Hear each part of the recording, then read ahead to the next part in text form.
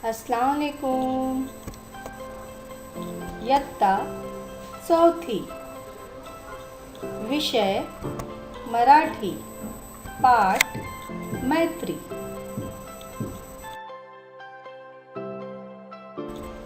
बरं का मुलांनो, आज आपण चित्रवर्णन करणार आहोत। तर आज आपल्या समोर कुठला पहिलं चित्र येत आहे? तर आता ह्या चित्रात काय काय दिसत आहे ते बघू। मला झाड दिसत आहे। झाडाला उर्दू मध्ये पेड़ म्हणतात। आणि काय दिसत आहे? आणि मला दिसत आहे मुलगा। मुलगाला उर्दू मध्ये लड़का म्हणतात। आता काय दिसत आहे? हत्ती। ह्याला हाती म्हणतात। फळ पण दिसत आहे, याला म्हणतात फल।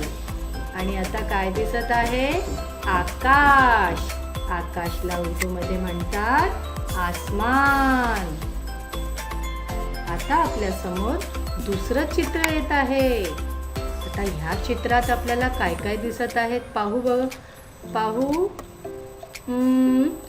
सोंड दिसत आहे हत्तीची, याला उर्दू मध्ये म्हणतात सूंड।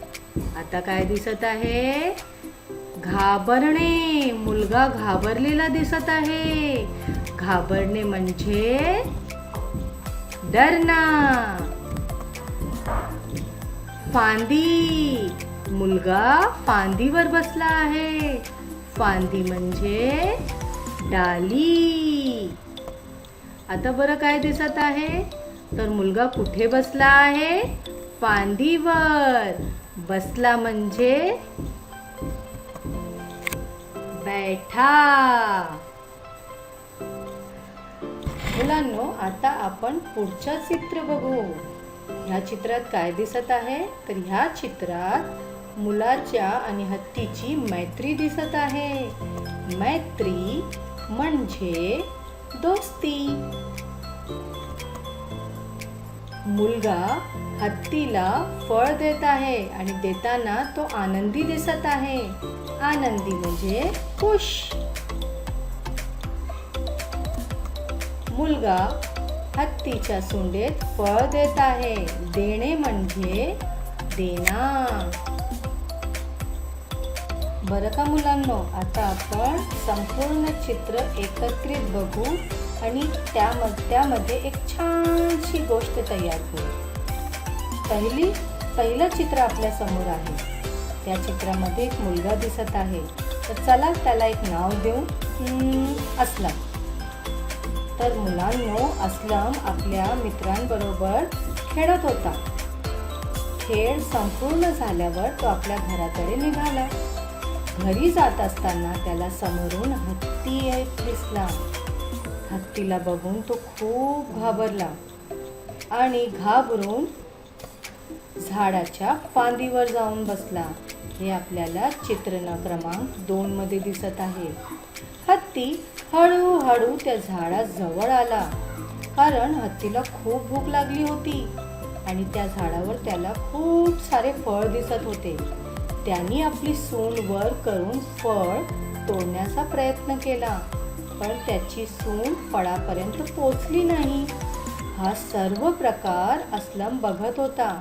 त्याला एक कल्पना सुचली आणि त्याने झाडावरचे फळ तोडून हत्तीला दिले।